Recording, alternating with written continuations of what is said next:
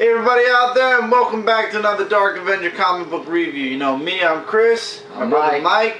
You have a lot of books this week to review, actually. We have 4 books, actually. Oh no. I'm scared to say this part. Now, I've been scared since... Now, I found it... This is a good one. I am telling you, you will not be sorry. Just turn it over and see for yourself. And we are 3 more episodes away from 200. Ah!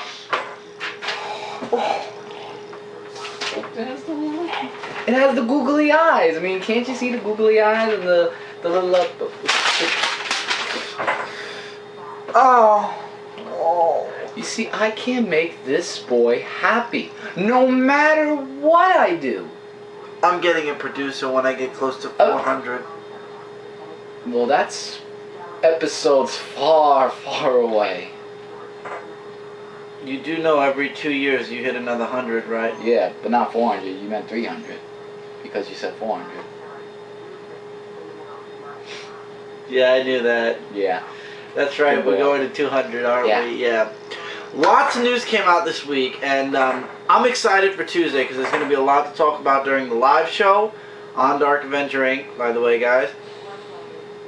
The things I would like to mention here, really quick, highlighting them, are the fact that DC underestimated their 3D covers for Villains Month, and actually, for those of you that were very upset that you'd have to pay $3.99 for 3D covers because of the under amount of prints they have of the 3D covers, DC's offering 2D covers, regular covers, just like this, for $2.99 instead. So if you didn't want the 3D covers, you can pay the $2.99 for a 2D. For people like me, this is bad. I wanted the 3D covers for the books that I wanted to buy.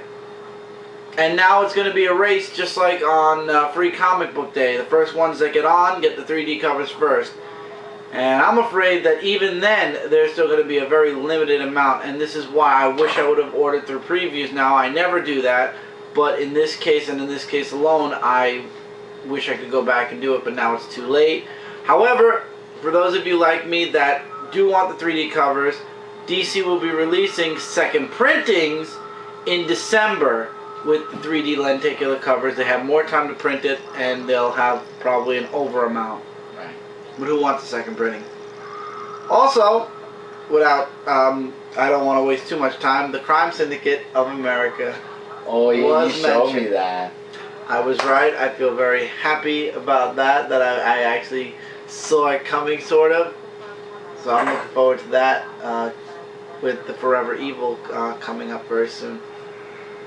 So without further ado, let's get into the comic books this week. They were released on August 7th, 2013. This is another 5-week month, guys, right? There's 5 Wednesdays this month? 1, 2, 3, 4, yeah. 5. 5, yeah.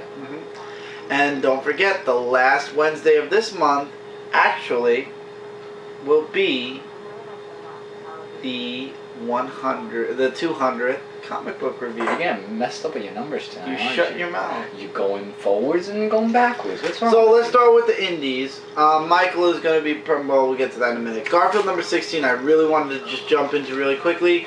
The artwork is back to normal throughout the entire book, which makes me very happy. Also, Lisa Moore, our fellow good close friend, as well as Dark Avenger Inc. member, does all the coloring. And then in the back, they have an awesome Sunday Classics Garfield reprint, as well as some other Garfield Goes Green kind of pictures and stuff like that. Really nice addition. There are 2 stories along with those.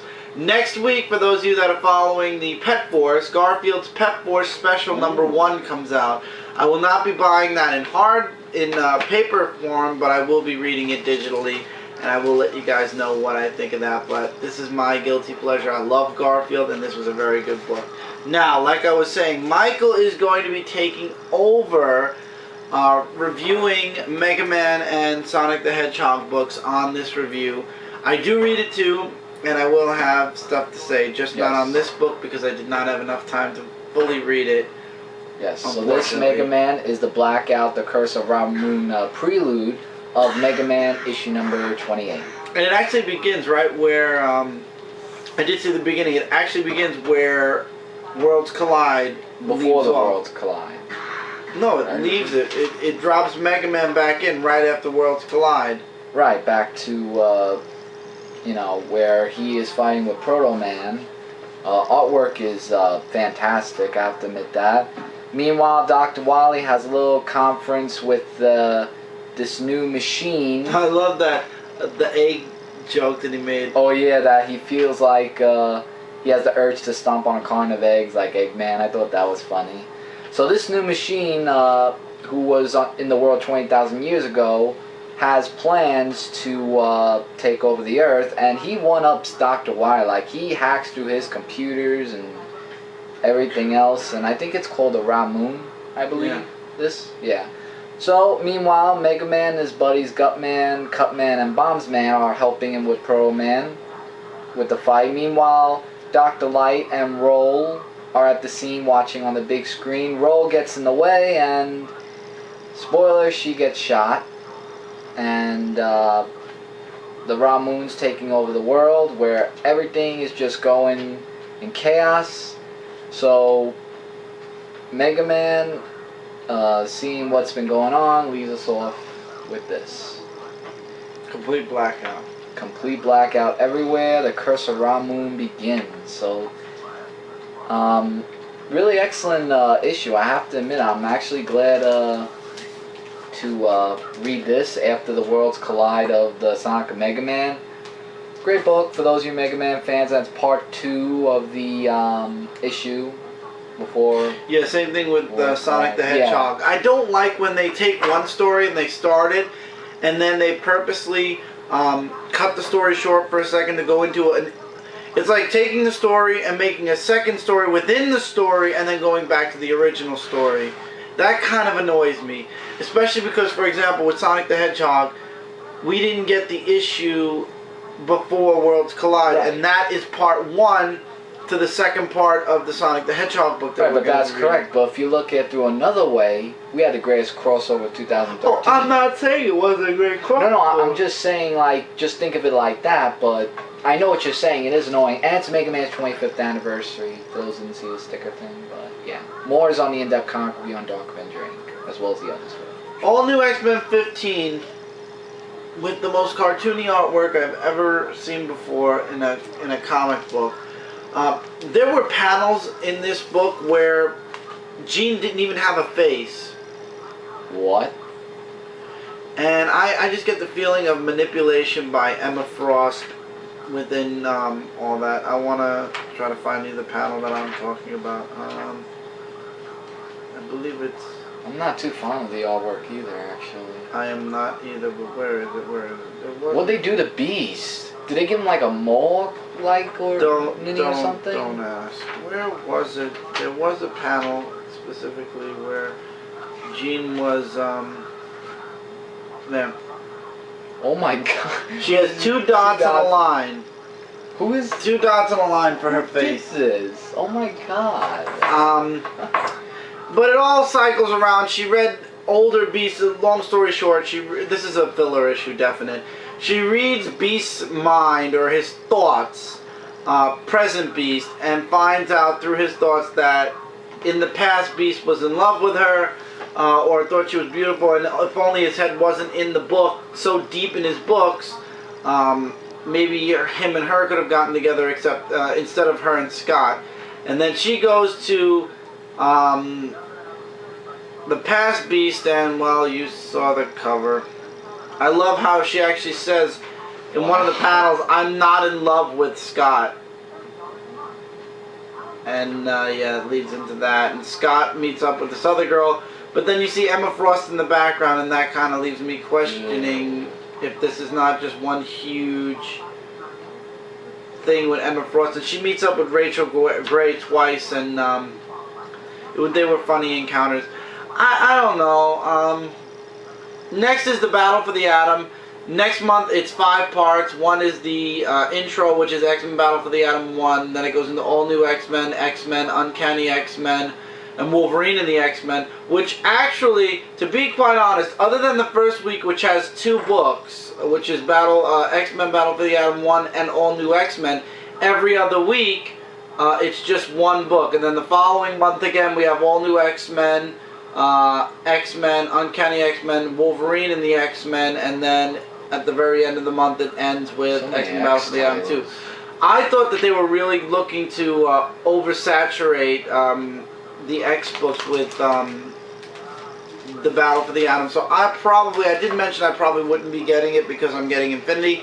But the way Infinity is already being priced, we'll see how issue 1 goes. If issue 1 does not go the way I'm thinking it is, or the way I think it's going to go, I'm probably not going to end up reading it. It seems like it's going to be more of an Avenger-centric book. I mean, duh, because it takes place and it crosses over with all the Avenger books, plus the cosmic books.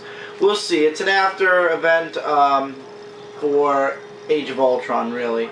As far as this is concerned, it was an interesting issue. Once again, Jean was missing her face at times. Other people were missing their face at times. Very cartoony artwork, and definitely a filler issue for the month of August because, like I said, next month Battle for the Atom happens, and that's the next issue for the all-new X-Men. So, yeah, this was kind of a filler issue. Next, we have Avengers AI number 2. Dimitros is coming, and Dimitros is an AI within Iron Man's armor. And at first, when I saw this series, I thought that the Iron Man armor was going to be joining the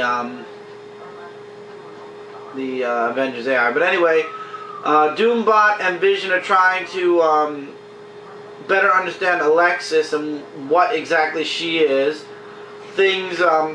Basically, Vision can't figure out what she is, but he knows she's not human. Victor is from the Runaways. I thought I recognized him before, and I did. Victor. Oh, yeah. And he wants to quit the Avengers because he said there was a foretelling or something about the future where they said he joined the Avengers and then betrayed them. I'm very sure that at some point it's going to play into a future story arc. And then a Sentinel attacks, which leads into Avengers AI, you know, to help save the day. And I thought I was going to hate Director Chang. I actually like her, in this book especially. Oh, bless you. Thank you. And at the end of the book, Vision disappears and Dimitros strikes. The next issue is Derez. Yeah. Basically, he says that the computers of the world are done doing all the work for humans, and humans were very stupid. They put all their secrets, all their bank accounts. He took the money out of almost everybody's bank account, and then lucky 1 out of 1 million people got all that money in their account. Whoa. Lucky person. So, yeah, it's going to be interesting. He says basically the time of humans is over. It's time for the computers to take control. And I love how on the cover it has Ultron in like an angel costume or an angel gargoyle over Dimitros.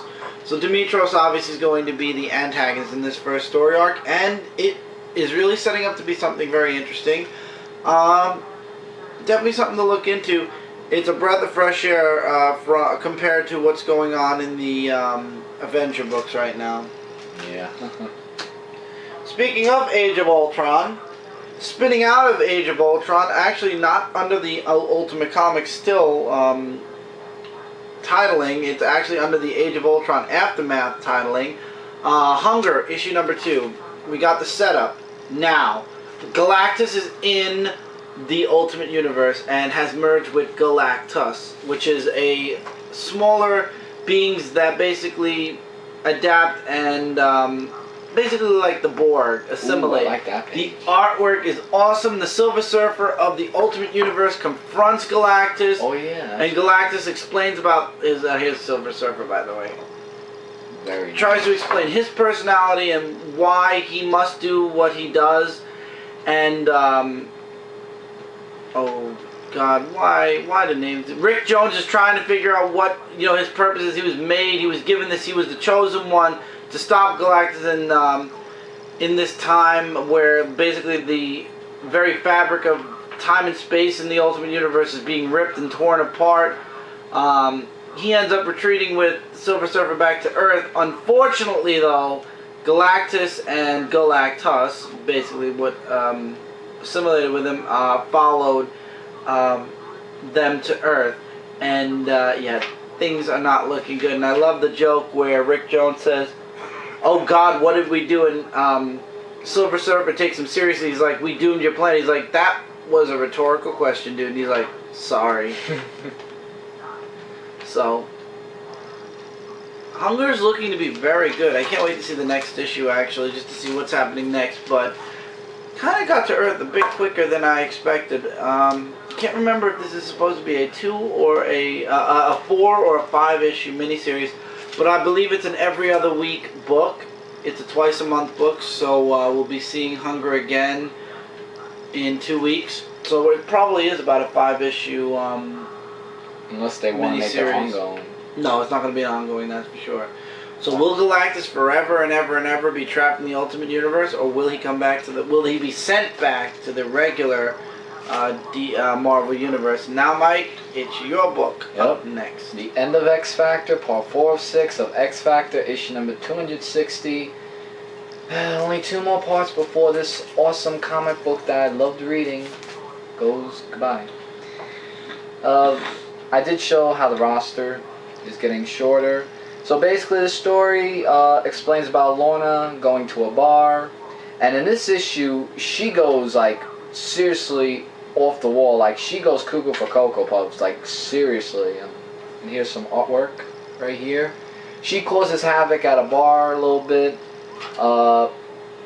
and the policemen go in to try to stop her, but they don't.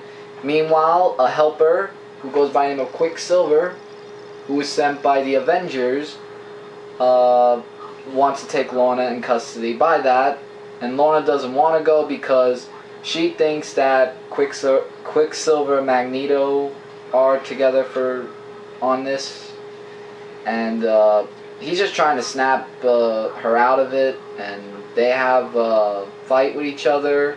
Ends up where Lorna gets arrested, and she goes to jail and meets up with a certain person. I'm not going to say who it is. Either you can watch my in-depth comic review or read this. She's being called for a project called X Factor. The X Factor. Oh, just X Factor. And if you want to know who, you could see it, but wow. And even the next cover of the next comic book of Monette, it looks like, the team's falling apart, and now Lorna's out of the picture. That's the point of the end of X Factor. Well, yeah, I figured that, but it'll be back. It'll maybe take a year or two, but it'll be back. One of my favorite comic books of the week from Marvel. So yeah, it's our only comic book definitely left to pick it up. Superior Spider-Man number 15. In this issue, Doc Ock finds out that Hobgoblin somehow survived and was able to beat out the Spider-Bots, and continues to beat out the Spider-Bots, but Green Goblin says that he's shutting the Spider-Bots off because he doesn't want Spider-Man to figure out that there's a hack in his Spider-Bots. Carly is still questioning Spider-Man, which is very good, and so is, I forgot what her name is. Who is she? Cannot remember. She's Wrath, though. Oh. Well, something. But anyway, basically everybody's questioning Spider-Man now that's close to him. Even Mary Jane is kind of questioning him because Doc Ock's actually considering, towards the middle of the book, foregoing being Peter Parker at all and just being Spider-Man 24/7. He even misses a meeting at Horizon Labs. The only person that actually calls him is Anna Maria, just to get his butt back to school and fix things, and he does, and yeah. But then, as I said, Green Goblin brings down the Spider-Bot block, or the hack that he put in, so the Spider-Bots would find Hobgoblin. You have somebody who I'm not going to spoil, but somebody whom was wronged by a lot of people, Hobgoblin included, who's in, and he's hacking with Hobgoblin's sword. And thanks to the spider tracers, let's just say that Spider-Man figures out that Phil Urich is the Hobgoblin and makes it public knowledge on purpose. The Hobgoblin is basically a marked and dead man as far as what I'm seeing is concerned. So next issue is the final part to this. Looking forward to getting through this. This way we can see Spider-Man 2099. That series is going to determine whether I hold on to Superior Spider-Man after that, or if I'm going to drop Superior Spider-Man until this whole... And that Spider-Man 2099 better knock sense in that Superior Spider-Man, because I will be looking forward to seeing that. We shall see. There is one more Spider book, but not before we go into Iron Man issue number 14. What I was wondering throughout this entire series was, why doesn't Tony Stark shut down his AI, Pepper? He does that, 451 has no control over him. And in this issue, finally, Tony Stark realizes, if I shut you down, if I shut Pepper down, I'll be able to freely move. And he actually does that. He shuts down Pepper and drops his helmet and runs for it. He has a plan. We find out towards the middle. 451 hacks Death's Head and actually has Death's Head follow along with him to try to recapture Tony Stark, because he knows that Pepper was shut down. And it's a fight between Death's Head and Tony Stark, and Tony Stark finds out his armory is somewhere in the oh god, what's it called? The God Killer? Yeah, the God Killer.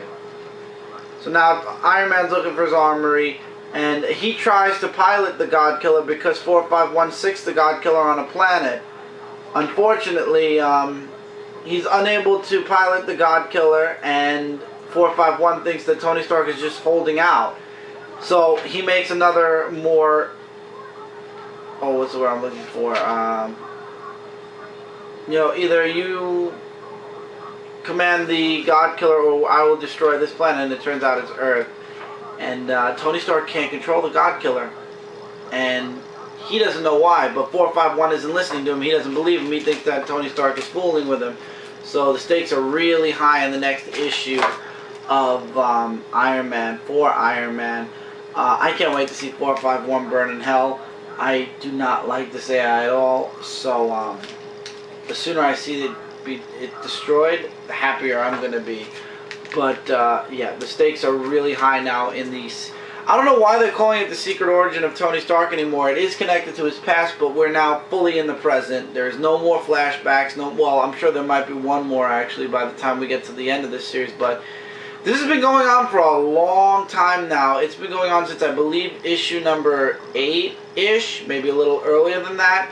I hope we're not going for another Thor 12-part series. No. So hopefully by the time we get to December, this series will be over, because I know by October at least we're still in the secret origin of Tony Stark. But I believe it's supposed to end either in October or November, so we'll see. And finally this week from Marvel Comics was Superior Carnage issue number 2. The Wizard still tries to take control over Carnage. It doesn't work, but as we get through the book, we find out that the Wizard might actually have dementia, and it's connected to an FF event that happened with the Wizard. And there's a doctor involved here who was crippled years ago, and he's trying to get Claw to stop the Wizard before something bad happens. And the Wizard, and you also get a guest appearance from the Superior Spider, who will be in the series before the series is over.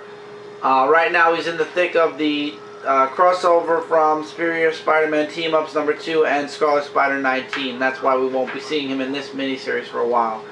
So Wizard finally figures out if he can't control the symbiote, he'll have to put the symbiote on somebody else with a mind that he can control. And unfortunately the poor doctor gets nominated. So the Superior Carnage might be a new host. So we'll see in the next issue, but it looks like Cletus Cassidy is not going to be Carnage, at least for the rest of this miniseries anymore. So we had a change in Spider-Man. Kane is now the Scarlet Spider. We had a change in Venom. It went from Eddie Brock to Scorpion. Now it's with Flash Thompson. And now finally, the last of the symbiotes that's never been changed is going to be changed, possibly in. Do you have a funny Superior feeling that Carnage. Spider-Man, everyone's having a changing issue of something? I just wish that Marvel would leave I the don't know Spider why. titles alone. Seriously, stop changing characters around. Peter Parker is Spider-Man. Eddie Brock is not Toxin. He is Venom. If anything, Flash Thompson should be Toxin, and Eddie Brock should be Venom. And Cletus Cassidy is the sick, twisted SOB that is Carnage. Period. No debate. You can't tell me otherwise. There is nobody sicker than Cletus Cassidy as far as Carnage is concerned. So, technically, there is only one true Carnage. And honestly, there's only one true Venom, but apparently it's going to take Marvel some time before they realize that. So, until then, we have Flash Thompson and Venom. I think Flash Thompson will make a better Toxin. My opinion. But Superior Carnage, up to you guys. Artwork was interesting, and really that's about it. But the Wizard gets his ass kicked about 4 times by Carnage, so yeah, he's definitely losing his brain, and that's going to be very interesting to see where this miniseries goes. And with that, we're going to take our commercial break. We're going to come back and then finish out the week with DC Comics. So stay tuned, guys. We will be right back after this commercial break.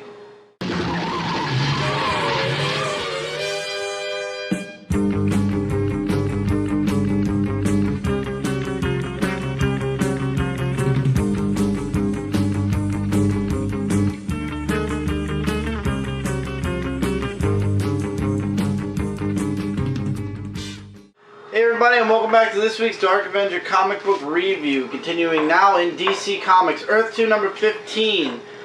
It is the young JSA in the making versus the Hounds of Steppenwolf Apocalypse.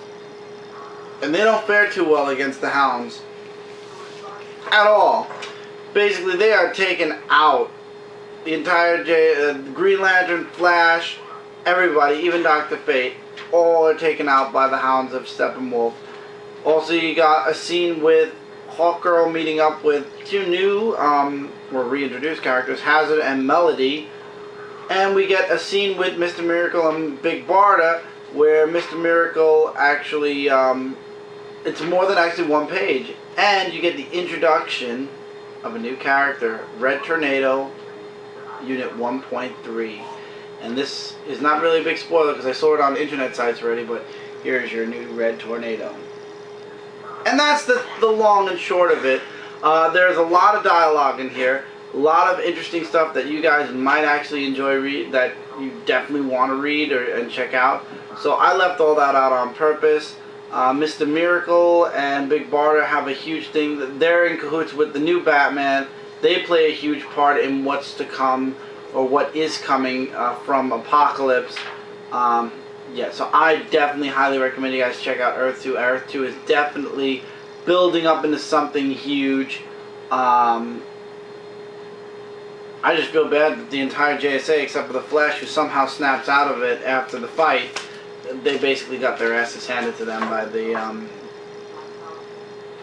beginning of the fight. It really wasn't much of a fight. It was more of a slaughter. The Apocalypse Hounds really just ate through them all, literally. So it's going to be interesting to see how Earth 2 is going to survive a second attack from Steppenwolf and Apocalypse. It's a very short read this week.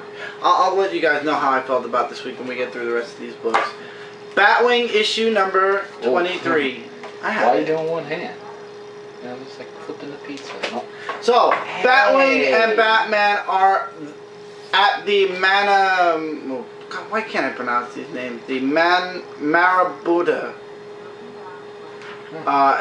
where they're based in Gotham, and they're there to save Luke's father, who is having his brain drained by some kind of weird living organism. Of course, Batwing ends up saving his father and the day. However, the next day when Luke actually goes back to his house, turns out because he left the house, it was looted. So basically, he saved his father's life, saved the day, you know, did good, and in the end, he's rewarded with a kick in the hiney. And it turns out that Lady Vic is hired by a man named Charles. Remember a few issues ago, that guy that threatened Bruce Wayne saying, his uncle. No, that was Batman. It was in this series where the guy wanted to buy the mines back, and he said no. And the guy said, "Well, I hope you now know, I remember. we could be a dangerous competitor." So this guy Charles hires Lady Vic to not assassinate a person per se, but to destroy some property, to assassinate some properties. What was it exactly?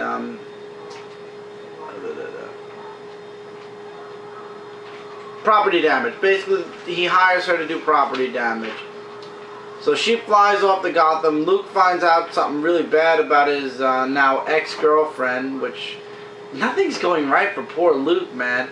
And then he comes face to face with Lady Vic, and things don't go right there either. Poor Luke, in this entire issue, he's literally just having a bad couple of days. Nothing's going right for the poor guy. He saves his father and gets in trouble because his house is looted. He tries to fix things with his girlfriend, and that's just not going to happen. I'm not going to say why. You got to read this book, guys. This is an underestimated book. I've noticed a lot of people don't even want to be bothered with Nightwing. Even Luke's father says, "You're not David," I forgot the last name, who was the original Nightwing. And he's like, "No, I'm somebody new." And when he says, "Who are you?" or like, he flat out says, "Who are you?" and he doesn't answer, that starts getting Lucius Fox kind of questioning, who is this new Batwing? And I have a feeling that's going to play into a future story arc. But for right now, Batwing, just things are going wrong for him. And then he faces Lady Vic, who basically just blew a huge hole in Wayne Enterprises. And things don't fare good for him by the end of this issue either. So I feel bad for Luke in this issue. But this was a really good read. The artwork was really, really good. Guys, this is an underestimated book. Highly recommend you guys check out from issues 20 all the way through to 23. You could get issue 19, but issue 19 was basically David's quitting, and you get one panel with Luke Fox in the very, very, very end of the book. My advice, start at issue 20.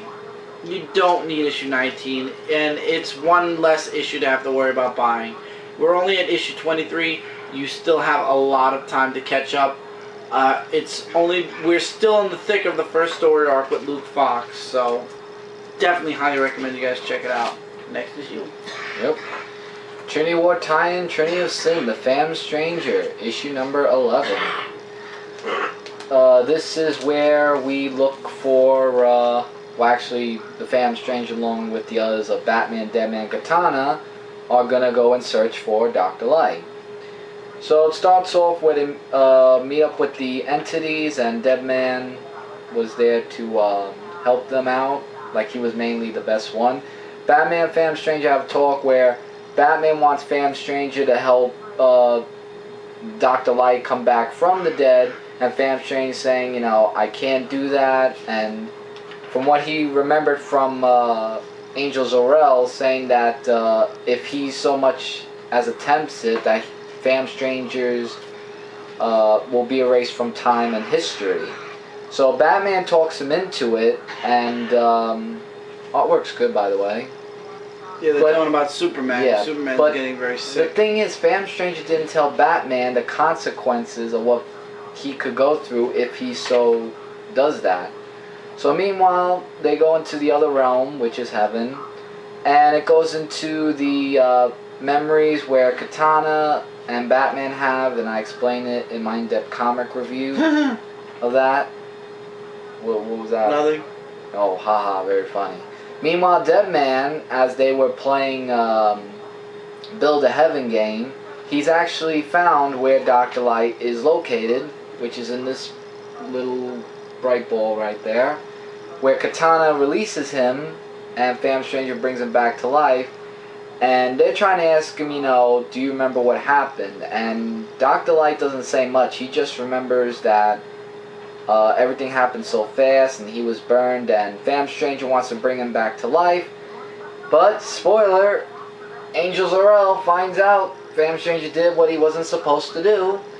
And as I said before, he is going to erase his existence from time and memory, and this is going to continue in Justice League of America #7 and in 2 months in Oblivion. Yep, because next month is Villains Month, so no Phantom Stranger next month. So Phantom Stranger did a no-no. From what Angel Zarel told him. Once I get this comic book to go in. What's going on here? It won't go in. What's going on here?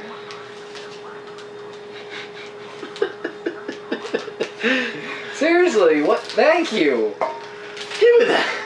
See, he doesn't want to go back in the cover for. He doesn't exist anymore. Exactly. So. Yeah. Yeah, I love how all the issues now, from issues 23 until 24, they say we'll see you in 2 months because next month is Villains Month. Yeah, and I think the Angel Zarel's gonna take over from there. But they did this when they did the Zero books, the Zero issues last year. That's why we're an issue behind now, because of the Zero issues, and now we're going to be another issue behind because of the point 1s, 2s, and 3s, and 4s for Villains Month. Yeah, but that's something interesting to read, guys. So, I feel so bad for the Phantom Stranger, but he broke the rules, and when you break the rules, consequences shall never be the same. Anyway, in Swamp Thing issue 23, staying in the dark side of the DC universe. Last issue, Swamp Thing was ripped apart by a mob of people with John Constantine as their new king. Now he's imprisoned in pieces and cut off from the green thanks to John Constantine's magic. However, John Constantine, as well as the rest of the village, are under the influence of this tree that the Cedar had planted in their town. And it is just unspoken horror and horrible things that are being done to people. And it turns out the tree has seeds, and John Constantine wants the seeds to be planted all throughout the world so he can be a ruler of the world. Swamp Thing breaks out, but unfortunately is not strong enough to hold anything more than a skeletal kind of part of his body. He's able to create a seed with pieces of his body and creates a poppy, knocks out John Constantine, and that basically is reattached to the green because the magic from John Constantine was cut off when he knocked them out. And tons of poppies show up, and there's this other voice in Swamp Thing's head saying, kill them all, kill all the animals. And in the end, he just sends out a bunch of poppies, knocks everybody out, destroys the tree, goes back to the swamps, and finds out that the Cedar has left a message for him. And he's beating up that immortal girl. I forgot what her name was. Capucine sign. Sign. Yeah. And yeah. In issue 24, 2 months from now, the Cedar. That's the long and short of it. Once again, lots of dialogue, lots of twisted and sick John Constantine. I'm surprised you didn't read this, but at least Swamp Thing saved the day. But now the Cedar is still out there. We're going to see what Swamp Thing's going to do with the Cedar in 2 months after the which one is going to be Anton Arcane special. Villains Month .1 book from Swamp Thing. Next we have Green Lantern 23. Hal Jordan finds out about the woman that was freed or broke out of the science cell and killed a Green Lantern, and he goes off after her alone, and Kilowog kind of tries to lessen him on, you know, we are a core, we should go together. And Hal Jordan basically is if I can get out there and, you know, handle it on my own, I will. I won't, you know, if anything, I'll keep the Corps from even having to fight, which isn't a good way to think of it. And he isn't happy that basically all kids came as recruits, and basically Kilowog says, you cut these kids off and send the rings out again. This is the best of the best. You're going to get worse. It only gets worse from here if you send them out again. So, Hal Jordan comes face to face with Noel Ange. I'm going to call her Noel. And he finds out that she has a Star Sapphire ring. And Mark must be getting really upset at this, because when she uses her Star Sapphire ring, she's like, let's see who your heart's desire is spending her time with now. And he finds out that she's spending all his time with her. Let's try that again. He finds out that she is spending all of her time with Kyle, and he ain't too happy. But he also sees Relic, and then all of a sudden, out of nowhere, the rings die. They malfunction and shut down. And then when they turn back on again, the Star Sapphire, not Star Sapphire, Noel is taken away because the atmosphere is unbreathable. And when Hal's ring goes back on, basically, all he says is Carol, and he shoots off. And it says to be continued in 2 months with Relic, Fall of the Lightsmiths. And by the way, if you looked at this splash page really well, you can see that Relic's ship is sucking the energy out of the Blue Lantern the lantern of the Blue Lantern. The main power battery lantern thingy, Barbarino. So it cuts off there. I have a feeling there's going to be a fight between Kyle Rayner and Hal Jordan. Yeah. That, or I believe Carol might actually be falling. Who knows? We all talked about this on the live show a few weeks ago, and Mark was not too happy about that. So we'll see where that's going to go. But this was an excellent book. I feel like this book's finally got its grounding. New creative teams are set. Things are going to be huge. Can't wait to see where Lights Out goes in 2 months. And next we have another green book, actually. Yep. Green Arrow issue number 23, where Oliver Queen, or Green Arrow, finds out from Shado, nice try though, that Komodo is his half-sister. Meanwhile, we get a Count Vertigo scene where the Doctor wants to implant something, and he just wants to go after Green Arrow because it's his country and he doesn't want him and Shado to take over it. This one was like a love triangle here. Henry Piff has feelings for Naomi, and he wants to tell her, where Naomi tells Henry Piff that she has feelings for Green Arrow. So there's like a bit of a love triangle, and you can tell by his face like how he doesn't like that very much. So he's like, say what?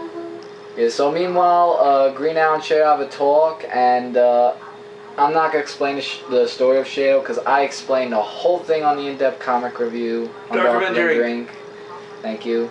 Of how Shado, how she became to be, even how LeCronx became a Komodo, along with the Outsiders. And I thought it was a pretty interesting read right there. So it's a bit of an origin. Right, but they want to look for the Green Arrow because this arrow has like this true enlightenment power, and they want to find out where it is. So Count Vertigo has a little bit of a fight scene with Shado and Green Arrow. Shado gets him, and yeah. Then meanwhile in Seattle, Talkman has a little business that he does here with other people. And in this issue, Richard Dragon is in this one, and he's come to take Seattle. And this story continues in Count Vertigo #1, which is right here.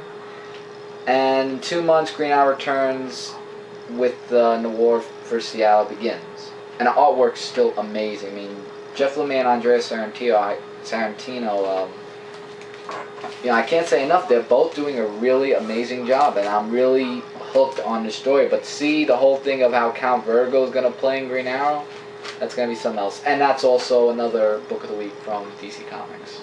And that's it for me. Finally this week, we have Action Comics issue number 23. Superman comes face to face last issue with the Pax Galaxia. Why are they in his solar system, and what does he have to do to get them out?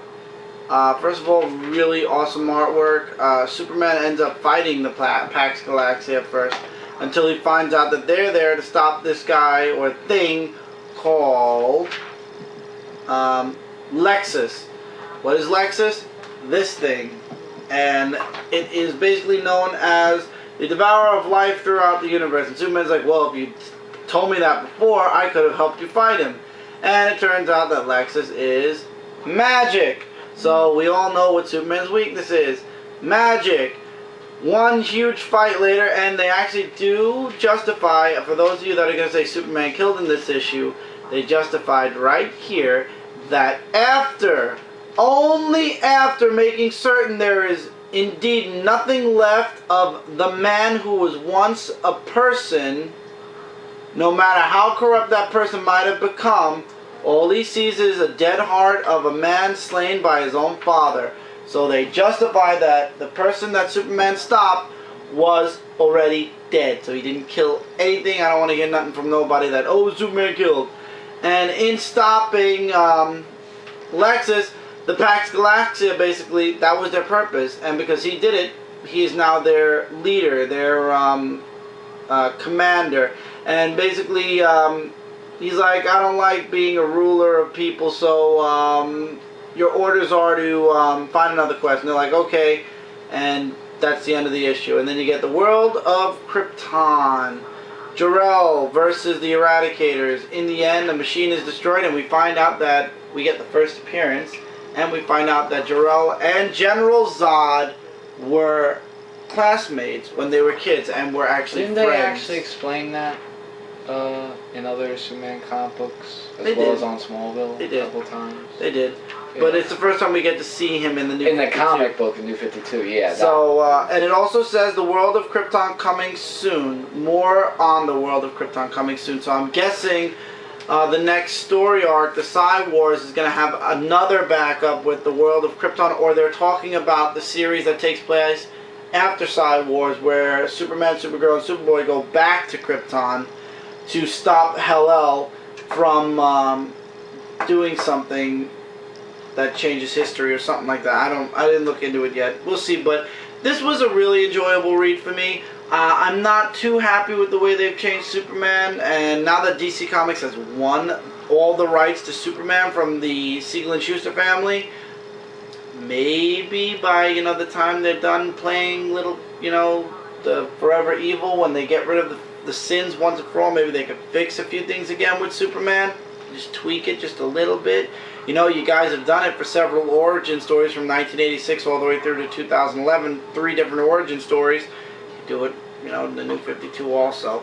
But still an enjoyable read, a fun read. Superman is very, I don't know, I feel like he's less responsible, more like Brad. Like, he reminds me a lot of Superman Red. More impulsive on his moves and his attitude. But at the same time, it was still, like I said, an enjoyable read. Cannot wait for Psy Wars in 2 months. Definitely something to read into now that this story is by Scott Lobdell. Now that Grant Morrison is off of Action Comics, in my opinion, way more enjoyable. And what I noticed this week, guys, that I wanted to mention was nothing really stood out to me. Nothing jumped me that said, this is comic book of the week. It just seemed like a very average, fast read week. I got through these books really fast, and I haven't done that in at least a year and a half. Wow. So I was very surprised this week that I went through every single one of these books as fast as I did, and nothing feels like, to me, book of the week this week. I feel like everything I read was average, maybe a little bit above average, but nothing that really shined as far as like a huge spotlight. So this was a very average and quick week read for me, so that's why this comic review is going to be basically done now. Yeah. Nothing stood out to me as, over average. These books were basically average this week. At least that's how I feel. So, yeah. With that, let's round out these books. See you guys later. And we'll get you guys out of here. Ready? Yep. Action Comics 23. Really fun read. Definitely something I'd say to look into. Green Arrow 23. Book of the week. Amazing issue. Can't wait to see what happens next. Green Lantern 23 was awesome as well. Swamp Thing 23 ended pretty good. It was a fast ending, actually, in my opinion. Phantom Stranger 11. Great issue, but feel bad for the Phantom Stranger. Things just don't want to go right for Luke in this issue of Batwing issue 23, but something I definitely recommend you guys check out. It's been an underwhelmed or an underestimated book ever since the beginning, but now that it's a new Batwing, I definitely recommend you guys check it out.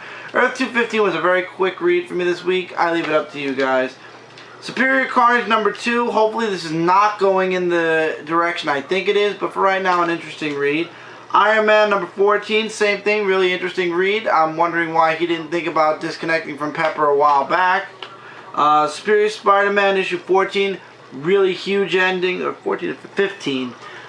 Huge ending at the end of this book, and looking forward to the next part. Actually, I was debating dropping Superior Spider-Man, but realizing that 2099 is the next story arc, I decided to stick on board at least till after Spider-Man 2099 story is done. X-Factor 260. Great issue, excellent issue actually. Another book of the week and 2 more parts, and hate to see it go. Hunger number 2 was an interesting read as well. I leave it up to you. Avengers AI number 2, I leave up to you guys if you're interested in AI. If you enjoy Vision being basically front and center as well as Hank Pym, this might be a book for you. All New X-Men issue 15 was basically a filler issue. Something to just throw out there before Battle of the Atom starts. It was interesting, but the artwork was very cartoony and sometimes very faceless. Mega Man issue 20, it was awesome. Yep, great issue. Can't wait to see more of Mega Man. And then there's Garfield issue number 16. My guilty pleasure. If you guys like Garfield, you'll definitely love Garfield's comic. Also, speaking of loving, you guys will love to check out comicrelated.com, your #1 source for comic book news, reviews, and a whole bunch more. Also, darkavengerink.com. We try to give you guys as many videos as we can on our YouTube channel right now. The website is coming very, very soon. But until then, Dark Avenger Inc., youtube.com/Dark Avenger Inc. If you haven't already subscribed, please do. This way we're in your sub box and you won't miss out on a single comic review, a single news review, or anything we do on Dark Avenger video. Will be in your subscription box and you won't miss out on a single one of those. Also, if you're brand new to my channel and you enjoy what you see, I do comic book hauls, I do this review, and I do Comic Book Corner from time to time. If you enjoy what you see, please click that sub button. This way I'm in your sub box and you won't miss out on a single review. Take care, everybody. Have a great week. Keep reading, keep collecting, and I will see you guys in another video. Take care, everybody. See you guys on Tuesday for the Dark Avenger Inc. live show. Till then, guys, take care. Later, guys.